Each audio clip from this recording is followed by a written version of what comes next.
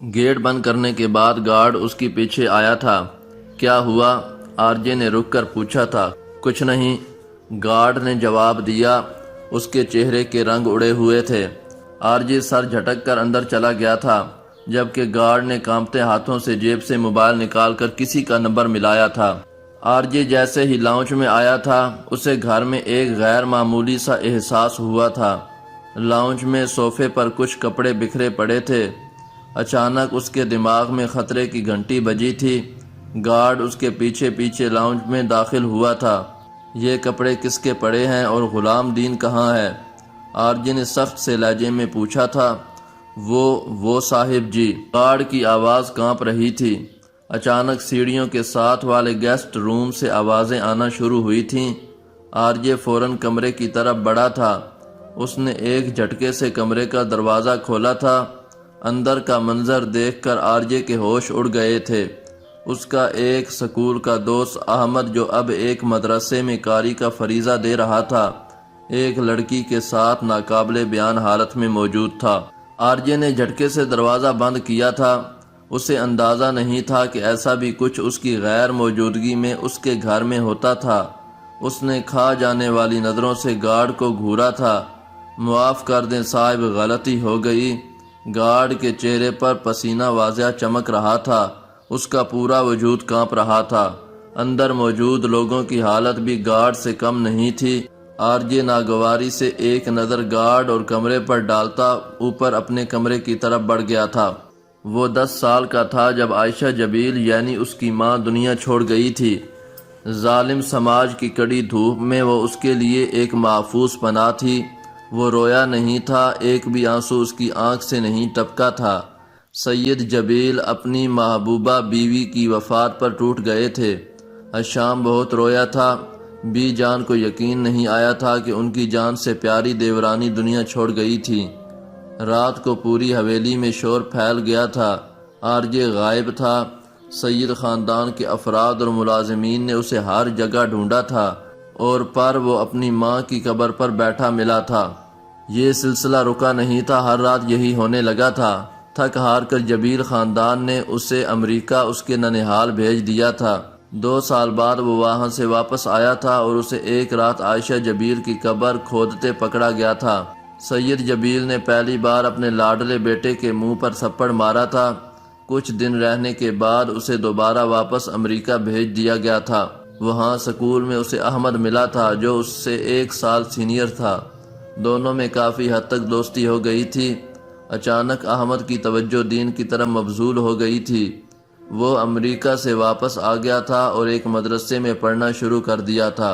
2 سال مزید امریکہ رہنے کے بعد اسے سکول سے نکال دیا گیا تھا۔ وجہ اس کی حرکتیں تھیں۔ سکول میں اس نے ایک لڑکے کا سر پھاڑ دیا تھا، جس کی وجہ سے اسے سکول سے نکال دیا گیا تھا۔ وہ ایک بار پھر پاکستان آ گیا تھا اور اس بار سید جبیل نے اسے لاہور بھیج دیا تھا۔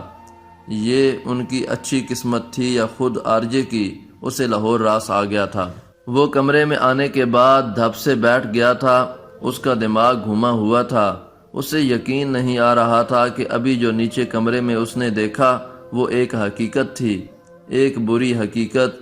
اسے حیرت ہو رہی تھی کہ چہرے پر داڑھی سجا کر مدرسے میں قرآن پاک کی تعلیم دینے والا شخص اس کے ہی گھر میں زنا کا ارتکاب کر رہا تھا۔ احمد سے اس کی کچھ دن پہلے ملاقات ہوئی تھی، پھر وہ اس سے ملنے آنے لگا تھا۔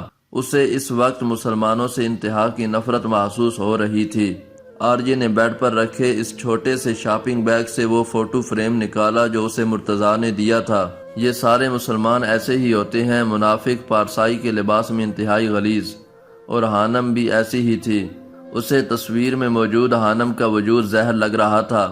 غصے سے اس نے اس فوٹو فریم کو دیوار میں دے مارا تھا۔ چھن کی آواز سے فریم ٹوٹا تھا اور اس سے تصویر نکل کر دور جا گری تھی۔ وہ سمجھ ہی نہیں پایا تھا کہ اس کے ارد گرد کتنی غلاظت تھی۔ اس کے جانے کے بعد گارڈ لوگوں سے پیسے لے کر انہیں گھر میں رات گزارنے کی اجازت دیتا تھا۔ غلام دین بھی اکثر اس کے ملتان یا کہیں اور جانے پر اپنے گاؤں چلا جاتا تھا۔ وہ ان کا خاندانی ملازم تھا اور اس وقت سے اس گھر میں موجود تھا جب حشام اپنے ماسٹر کی پڑھائی کے لیے یہاں رہتا تھا۔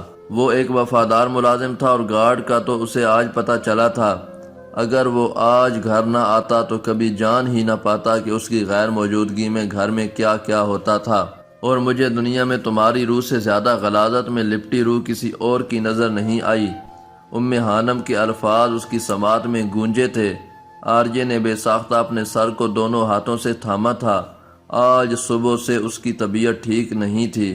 اس کے گھر میں اور ارد گرد کتنی غلاظت تھی یہ اسے آج پتہ چلی تھی، اور حانم نے ٹھیک ہی تو کہا تھا، وہ یہ غلاظت دیکھ چکی تھی کیونکہ وہ خود بھی ایسی غلاظت کا حصہ رہ چکا تھا۔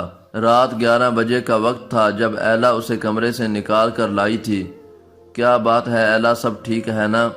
حانم پریشان سی اس کے پیچھے چل رہی تھی۔ ڈرائنگ روم اندھیرا تھا۔ یہ اندھیرا کیوں ہے؟ حانم نے الجھن زدہ لہجے میں پوچھا تھا۔ بتاتے ہیں پیاری، تھوڑا انتظار کرو، ایلا نے پیار سے جواب دیا تھا۔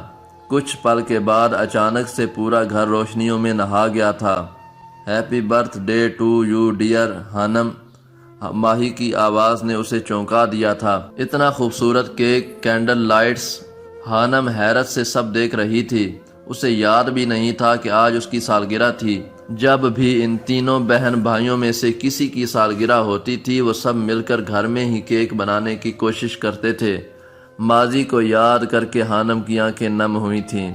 وہ آج 21 برس کی ہو گئی تھی۔ خوبصورت موقعوں پر رونا نہیں چاہیے، آؤ کیک کاٹو۔ ماہی اسے بازو سے پکڑ کر میز کے پاس لائی تھی جس کے ایک جانب لیپ ٹاپ کھلا رکھا تھا اور اس میں آسیہ بیگم، حمدان انکل، جواد اور ماہم نظر آ رہے تھے۔ ہیپی برتھ ڈے ہانو آپی، جواد نے وش کیا تھا۔ حانم کو سمجھ نہیں آ رہا تھا کہ وہ کیا جواب دے۔ فرط جذبات سے وہ ماہی کے گلے لگ گئی تھی۔ سب نے اسے بہت دعائیں دی تھیں اس کی آنے والی نئی زندگی کے حوالے سے، لیکن شاید وہ زندگی جینا ہی نہیں چاہتی تھی۔ پچھلے 2 دنوں سے آرجے تیز بخار میں پھنک رہا تھا۔ اس کے سارے دوست 10 دن کے لیے ٹور پر گئے تھے۔ غلام دین بھی گاؤں گیا ہوا تھا۔ گارڈ ڈرتا اس کے سامنے نہیں آتا تھا۔ رات کو اسے سسکیوں کی آواز نہیں سونے دیتی تھی، اور دن میں جسم کی تکلیف۔ اس کی طبیعت کافی زیادہ خراب تھی۔ 2 دن سے اس نے کھانا نہیں کھایا تھا بلکہ کچن میں رکھے بریڈ ہی نگل رہا تھا، اور وہ بھی قے کے ذریعے باہر نکل رہے تھے۔ آرجے نے کبھی خود کو اتنا بے بس محسوس نہیں کیا تھا۔ گارڈ معافی مانگنے کے لیے ڈرتے ڈرتے اندر آیا تھا، اور پھر لاؤنج میں اسے بے سود پڑے دیکھ کر اس کی ٹانگوں تک کی جان نکل گئی تھی۔ 19 ستمبر، ٹھیک 10 دن بعد آج آرجے کا جنم دن تھا۔ منتوں مرادوں سے مانگا گیا شخص۔ یہ 10 دن اس نے بیڈ پر لیٹ کر گزارے تھے۔ اسے فوڈ پوائزنگ ہو گیا تھا۔ آج اس کے گھر میں خوب رونق لگی تھی۔ اس کی سالگرہ کی پارٹی جاری تھی۔ حشام نے سب سے پہلے اسے وش کیا تھا۔ یہ 10 دن وہ اتنی جسمانی تکلیف میں گم رہا تھا کہ حانم کا خیال کہیں اڑن چھوسا ہو گیا تھا۔ پتہ ہے شامو کاکا، مجھے نا تم سے بہت محبت ہے، آرجے نے فون کی سکرین پر نظر آتے حشام سے کہا تھا۔ اس کی بات سن کر حشام کا کیا کہا ابھرا تھا۔ اب تک کتنی لڑکیوں سے یہ جملہ بول چکے ہو؟ حشام شرارت سے پوچھ رہا تھا۔ قسم لے لو محبت کسی سے بھی نہیں ہوئی۔ وہ کافی کمزور نظر آ رہا تھا۔ پتہ ہے تم 22 سال کے ہو گئے ہو آرجے، اور میں نے سوچا تھا کہ اس عمر میں تمہاری شادی کر دوں گا۔ اب کی بار کیا کہا لگانے کی باری آرجے کی تھی۔ خود کی تو کروا لو، 28 کے ہو گئے ہو، میری فکر کھائی جا رہی ہے تمہیں۔ میری بھی ہو جائے گی، پہلے تمہاری کرنی ہے۔ حشام بضد تھا۔ میں 28 سال کا ہونے سے پہلے کر لوں گا شادی، تم فکر نہ کرو، آرجے نے پورے یقین سے کہا تھا۔ تمہیں اب دوستوں کے پاس جانا چاہیے، سب تمہارا انتظار کر رہے ہوں گے۔ ہاں جاتا ہوں، لیکن اس وقت تو سب مگن ہیں۔ ویسے تمہیں پتہ ہے مجھے تم سے اتنا پیار کیوں ہے؟ آرجے بچوں کی طرح پوچھ رہا تھا۔ کیوں؟ حشام نے دلچسپی سے پوچھا تھا۔ کیونکہ شامو کاکا تمہارا نام ہے سے شروع ہو کر میم پر ختم ہوتا ہے حشام، اور مجھے ایسے ناموں سے عشق ہے، آرجے سرشار سا بتا رہا تھا۔ ہے سے شروع ہو کر میم پر ختم ہونے والا نام حانم، حشام زیر لب بڑبڑایا تھا۔ حشام کے لبوں کی حرکت سے آرجے جان چکا تھا کہ اس نے کس کا نام لیا تھا، حانم۔ آرجے کے چہرے کا رنگ فک ہوا تھا۔ اس کا سانس جیسے اٹک سا گیا تھا۔ وہ اسے کب بھولا تھا؟ وہ تو اسے یاد تھی ہمیشہ کی طرح۔ وقت کا سب سے اچھا کام گزرنا ہوتا ہے، یہ جیسا بھی ہو گزر جاتا ہے۔ وقت تھوڑا سا اور آگے سرکا اور لاہور میں ایک بار پھر ٹھنڈ نے اپنے پر پھیلائے تھے۔ آرجے کا اپنے دوستوں سے دل اٹھنے لگا تھا، کیوں یہ وہ خود بھی نہیں جانتا تھا۔ وہ حانم کا خیال اپنے ذہن سے نکال دیتا تھا، لیکن پھر کچھ نہ کچھ ایسا ضرور ہوتا تھا جو اسے واپس اسی موڑ پر لا کر کھڑا کر دیتا تھا جیسے سال پہلے ڈپارٹمنٹ کے لان میں جو ہوا تھا۔ کبھی کبھی وہ اس سے گہری نفرت محسوس کرتا تھا اور کبھی کبھی اس کی نم آنکھیں جن سے اس نے آخری بار آرجے کو دیکھا اور جن میں جانے کیا تھا وہ اسے بے چین کیے رکھتی تھیں۔ ہر چیز کو اپنے دماغ سے نکالنے کے لیے اس نے پہلی بار کسی میوزک بینڈ کو جوائن کیا تھا، ردھم بینڈ۔ اس کی فائن فالوئنگ بڑھتی جا رہی تھی، لوگ آرجے کے دیوانے تھے۔ اس کا سوشل میڈیا اکاؤنٹ ایک بار پھر سے مداحوں کے سوالات سے بھرنے لگا تھا۔ ہیلو آرجے، میں آپ کا بہت بڑا فین ہوں، لیکن میں اپنی زندگی سے بیزار ہوں۔ میں مرنا چاہتا ہوں، مگر آپ کا میوزک اور آپ کی آواز دونوں مجھ میں جینے کی ایک آس بھر دیتے ہیں۔ میں جاننا چاہتا ہوں کہ جب ہم مایوس ہوتے ہیں تو مرنا کیوں چاہتے ہیں؟ اس لڑکے کے سوال نے ایک پل کے لیے آرجے کو ساکت کیا تھا۔ اچھا سنو، ایک سوال کے جواب تو دو، ہم مرتے کیوں ہیں؟ وقت نے تقدیر کے پنے تیزی سے پلٹے تھے اور وہ سال پہلے گاڑی میں بیتی اس شام میں پہنچ گیا تھا جب وہ حانم کو ہاسٹل چھوڑنے گیا تھا۔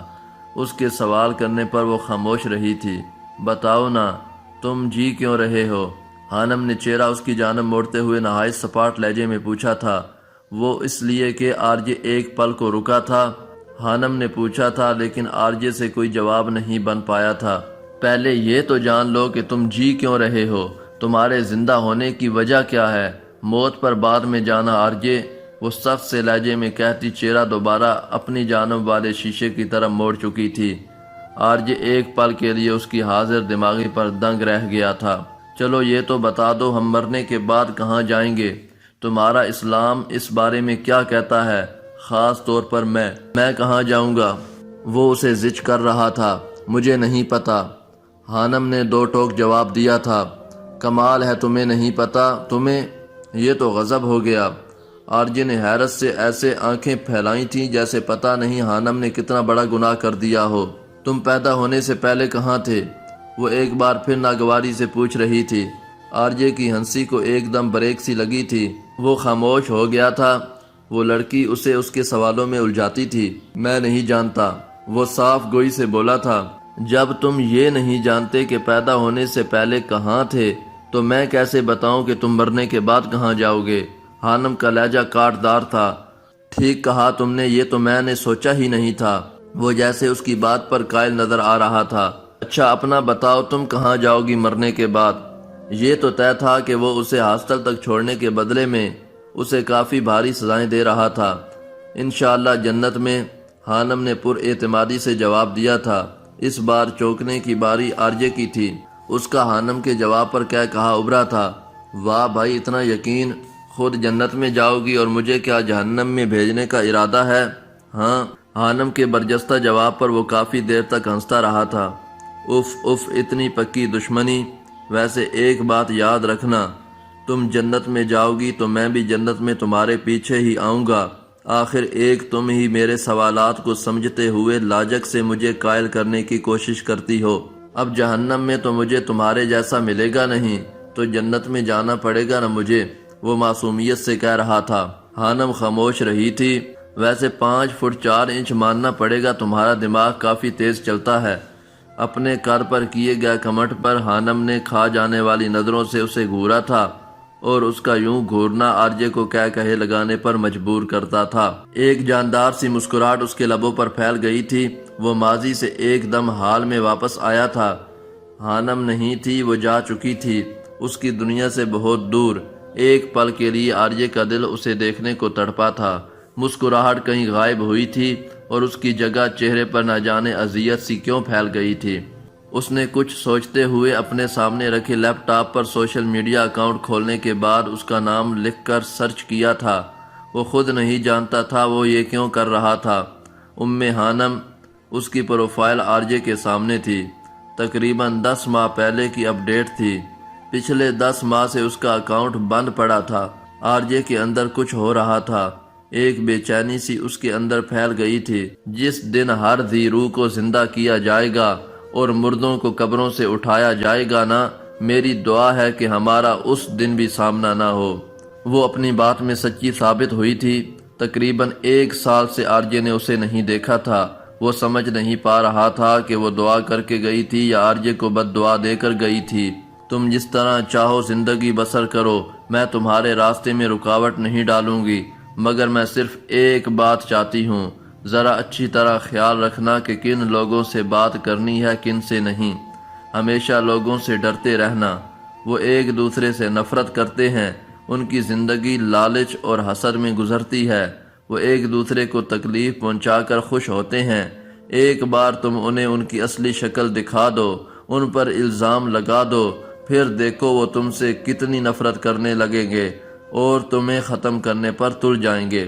وہ جب ہاسٹل چھوڑ کر گئی تھی تو میکسم گورکی کی کتاب ماں پڑھ رہی تھی اور اس نے اپنی پسندیدہ جملوں کو پوسٹ کیا تھا۔ آرجے کو محسوس ہوا تھا جیسے یہ اسے ہی سنایا گیا تھا۔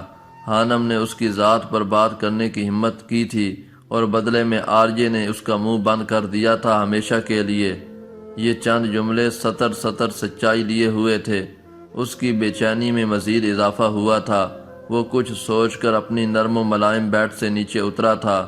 اب اس کا ارادہ مکی سے بات کرنے کا تھا۔ ہیلو مکی، میں تم سے ملنا چاہتا ہوں، کہاں ہو تم؟ اپنا ایڈریس مجھے دو۔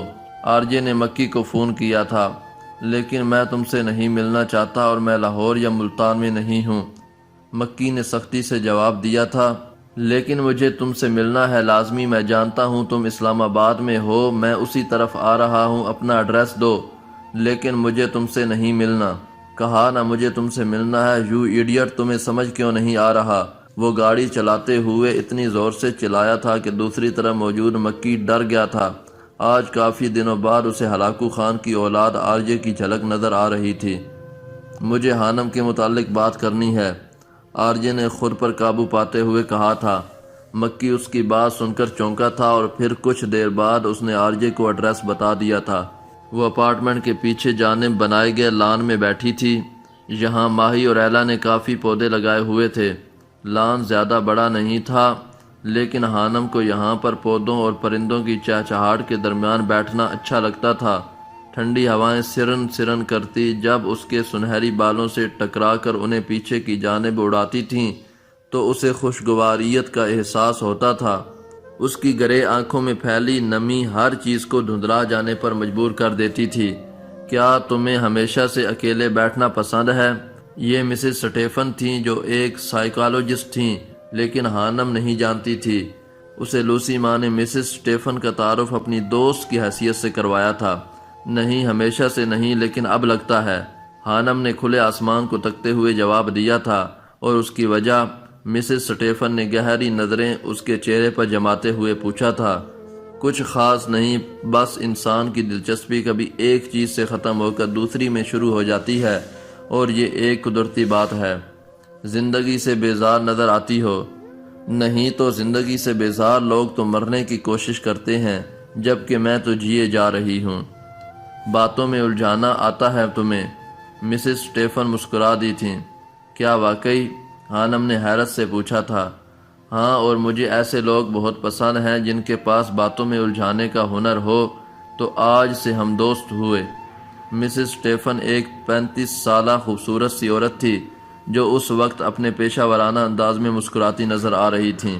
مجھے لگتا ہے کہ میں اس روز کچھ زیادہ ہی ری ایکٹ کر گیا تھا، مجھے ام ہانم سے وہ سب نہیں کہنا چاہیے تھا۔ مجھے محسوس ہوتا ہے کہ ہر انسان کی اپنی پرسنل لائف ہوتی ہے جسے وہ جیسے چاہے گزار سکتا ہے، آرجے نے نظریں چراتے ہوئے کہا تھا۔ مکی اس کا اشارہ سمجھ گیا تھا، لیکن وہ آرجے کے اندر جلتے الاؤ کو محسوس نہیں کر پایا تھا جو یہ بات کہتے ہوئے اس کے اندر جل اٹھا تھا۔ وہ جب بھی ہانم اور مکی کو ایک ساتھ سوچتا تھا اس کا اندر جل کر خاکسر ہو جاتا تھا، اور ایسا کیوں ہوتا تھا یہ وہ بھی نہیں جانتا تھا۔ جیسا تم نے اسے سمجھا وہ ویسی نہیں تھی، وہ الگ تھی آرجے، مکی نے مری مری سی آواز میں کہا تھا، اور وہ کافی بدل گیا تھا۔ پھٹی جینز کی جگہ اب ڈھنگ کے کپڑے پہنے ہوئے تھے، چہرے پر وہ خباثت نہیں تھی بلکہ سنجیدگی چھائی تھی۔ تم اتنا سب کچھ ہونے کے بعد بھی مجھے ہی غلط کہہ رہے ہو، تمہیں نہیں پتا میں نے اسے اس دن ہاسٹل چھوڑا تھا، جانے وہ کس سے ملنے۔ بتایا تھا ماہرو نے مجھے۔ مکی نے غصے سے آرجے کی بات کاٹی تھی۔ ماہرو اور حانم کی ایک کلاس فیلو تھی جس نے اپنی پسند سے گھر والوں سے چھپ کر شادی کر لی تھی۔ اس کے گھر والوں نے اس سے ہر رشتہ توڑ لیا تھا۔ اس لڑکی کی بدقسمتی کہ وہ لڑکا یعنی اس کا شوہر اسے دھوکہ دے گیا تھا۔ یہ بات ماہرو جانتی تھی کیونکہ وہ ماہرو کا اس سے رابطہ تھا۔ اس نے ماہرو سے کچھ مالی مدد مانگی تھی۔ اس دن حانم اور ماہرو نے اس کے گھر جانا تھا۔ ماہرو نے یہ بات حانم کو نہیں بتائی تھی کیونکہ اگر وہ بتا دیتی تو حانم کبھی اس کے گھر نہیں جاتی۔ ماہرو کے پاس جتنے بھی پیسے تھے وہ اسے دینے جا رہی تھی، لیکن اس دن ان کا ایکسیڈنٹ ہو گیا تھا اور ماہرو وقت پر پہنچ نہیں پائی تھی۔ مکی کی بات نے آرجے کو شرمندہ کر دیا تھا اور وہ اسے کتنا غلط سمجھ رہا تھا، یعنی اس روز بھی حانم بے گناہ تھی۔ اس کی اپنی سوچ اسے سانپ کی طرح ڈس رہی تھی۔ میں حانم سے ایک بار ملنا چاہتا ہوں، میں اس سے ایکسکیوز کرنا چاہتا ہوں، آرجے نے اپنی شرمندگی مٹاتے ہوئے کہا تھا۔ مجھے اس کا ایڈریس نہیں معلوم، مکی نے صاف جواب دیا تھا۔ ماہرو کو پتہ ہوگا، مجھے اس کا نمبر چاہیے، میرا اس سے ملنا لازمی ہے۔ ماہرو بھی نہیں جانتی اسے ممانی کی طبیعت خراب ہونے کے باعث ایمرجنسی میں اسلام آباد آنا پڑا تھا۔ وہ خود بہت پریشان ہے کیونکہ تقریباً پچھلے 1 سال سے اس کا حانم سے رابطہ نہیں ہوا، اس کا نمبر بند جا رہا ہے۔ کسی کا نمبر تو ہوگا نہ گھر میں کسی کا، آرجے کے لہجے میں امید تھی۔ مکی خود حانم سے معافی مانگنا چاہتا تھا لیکن اس میں ہمت نہیں تھی۔ اب آرجے کو دیکھ کر کچھ ہمت بندی تھی۔ میں ماہرو کو بلاتا ہوں، خود بات کر لو، مکی کہتے ہوئے چلا گیا تھا جبکہ آرجے بے چینی سے پہلو بدل کر رہ گیا تھا۔ کچھ دیر بعد ماہرو اس کے سامنے تھی۔ مجھے حانم کا نمبر چاہیے، آرجے نے کہا تھا۔ میرے پاس جو نمبر ہے وہ بند جا رہا ہے پچھلے 1 سال سے۔ میں حیران ہوں کہ ہانی نے اگر نمبر بدلنا تھا تو مجھ سے رابطہ تو کرتی، میرا نمبر تو تھا نہ اس کے پاس۔ ماہرو کافی پریشان نظر آ رہی تھی۔ اس کے گھر کا ایڈریس چاہیے پلیز۔ پہلی بار آرجے نے کسی سے اس لہجے میں کچھ مانگا تھا۔ ماہرو سوچ میں پڑ گئی تھی۔ تمہیں پتہ ہے ہانی آرجے کا گھر بھی بحریہ ٹاؤن میں ہی ہے؟ جانتی ہوں، ہمارے گھر سے 2 گھر چھوڑ کر اس کا گھر ہے۔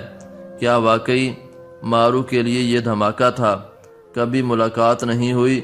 نہیں، حانم نے جواب دیا تھا۔ پلیز تمہیں میری قسم ہے تم مکی یا آرجے کو مت بتانا پلیز، حانم نے اس کی منت کی تھی۔ اچھا بابا نہیں بتاتی، وعدہ رہا۔ حانم کے بار بار منع کرنے پر ماہرو نے اس سے وعدہ لیا تھا۔ پلیز ماہرو، میرا اس سے ملنا بہت ضروری ہے، تم سمجھ رہی ہو نا؟ آرجے کی آواز پر وہ چونک کر خیالوں سے باہر آئی تھی۔ اسے آرجے کی آنکھوں میں ایک عجیب سی بے چینی نظر آئی تھی۔ وہ نہیں جانتی تھی کہ آرجے حانم سے کیوں ملنا چاہتا تھا، اور وہ یہ بھی نہیں جانتی تھی کہ حانم یونیورسٹی چھوڑ کر کہاں چلی گئی تھی۔ پلیز، آرجے کے لہجے میں التجا تھی۔ ٹھیک ہے، ماہرو نے اس بات میں سر ہلایا تھا۔ تمہیں پتہ ہے آرجے، حانم نے چاہے تمہیں جتنی بھی باتیں سنائی ہوں، اس نے کبھی تمہیں بد کردار نہیں کہا تھا اور نہ تمہاری بات کی تھی۔ وہ اس وقت ریسٹورنٹ میں موجود تھا، کھانا اس کے سامنے میز پر ترتیب سے رکھا ہوا تھا۔ مکی کے کہنے پر بھی وہ رکا نہیں تھا۔ اسے شدید بھوک لگی تھی، وہ ریسٹورنٹ آ گیا تھا۔ شدید بھوک لگنے کے باوجود بھی وہ کچھ کھا نہیں پا رہا تھا۔ مکی کی باتیں اس کی سماعت میں گونج رہی تھیں۔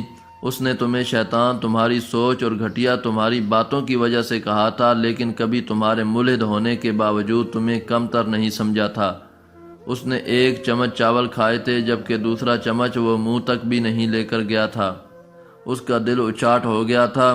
وہ بس جلد از جلد حانم سے ملنا چاہتا تھا۔ وہ ان سسکیوں سے جان چھڑانا چاہتا تھا جو اسے سونے نہیں دیتی تھیں۔ وہ رات کو 11 بجے کے قریب لاہور پہنچا تھا اور اگلے دن وہ ڈپارٹمنٹ پہنچ گیا تھا۔ وہ وہاں حانم کے ڈاکومنٹس سے یہ کنفرم کرنا چاہتا تھا کہ جو ایڈریس اسے ماہرو نے دیا تھا وہ ٹھیک بھی ہے یا نہیں۔ وہ چاہتا تو ڈپارٹمنٹ سے ہی اس کے متعلق معلومات حاصل کر سکتا تھا، لیکن اس کا ماہرو سے ملنا ضروری تھا۔ ڈپارٹمنٹ میں پروفیسر ابراہیم سے بات کرنے کے بعد اس نے حانم کے ڈاکومنٹس چیک کیے تھے، وہی پتہ لکھا ہوا تھا۔ وہ پروفیسر کا شکریہ ادا کرتا ڈپارٹمنٹ سے باہر نکل آیا تھا۔ وہاں جنت روڈ پر دھند میں چلتے اسے حانم کی ہنسی کی آواز سنائی دے رہی تھی، لیکن وہ اسے دیکھ نہیں پا رہا تھا۔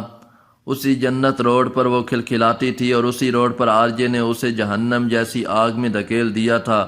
وہ اس کا خیال لیے گیٹ کی طرف بڑھتا جا رہا تھا۔ وہ چاہتا تو اپنی گاڑی بھی اندر لا سکتا تھا، لیکن اسے شدید دھند میں حانم کو سوچتے ہوئے جنت روڈ پر پیدل چلنا اچھا لگنے لگا تھا۔ میں گھٹتا جا رہا ہوں دھیرے دھیرے، مجھے اس کی کمی کھانے لگی ہے۔ رات کے تقریباً 9 بجے کا وقت تھا جب وہ گاڑی کو مین روڈ پر چھوڑ کر پیدل ہی گلی میں داخل ہوا تھا۔ کچھ دیر گلی میں چلنے کے بعد وہ ایک کھلے سے چوک پر پہنچا تھا۔ یہ مہرو کا دیا گیا پتہ تھا۔ یہ حانم کا پرانا گھر تھا۔ وہ دھڑکتے دل کے ساتھ قدم اٹھاتا اس کے گھر کی جانب بڑھ رہا تھا۔ محلے کی لائٹ گئی ہوئی تھی، کچھ گھروں میں روشنی جبکہ باہر اندھیرا تھا۔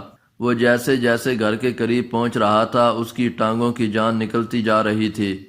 بالآخر وہ اس دروازے پر پہنچ گیا تھا، لیکن دروازے پر لگے تالے کو دیکھ کر اس کا دل زور سے چلانے کو کیا تھا۔ آ گیا تو بڑی دیر کر دی، آواز پر وہ ایک دم اچھلا تھا۔ دروازے سے کچھ فاصلے پر دیوار کے ساتھ ٹیک لگائے کوئی بیٹھا تھا۔ آرجے نے اپنا موبائل نکال کر ٹارچ آن کی تھی۔ وہ ایک فقیر تھا جو پھٹی سی چادر کو اپنے گرد لپیٹے بیٹھا تھا۔ کون ہو تم؟ آرجے نے حیرت سے پوچھا تھا، اور فقیر کے پھٹے ہوئے سیاہ ہونٹوں پر پر اصرار سی مسکراہٹ پھیل گئی تھی۔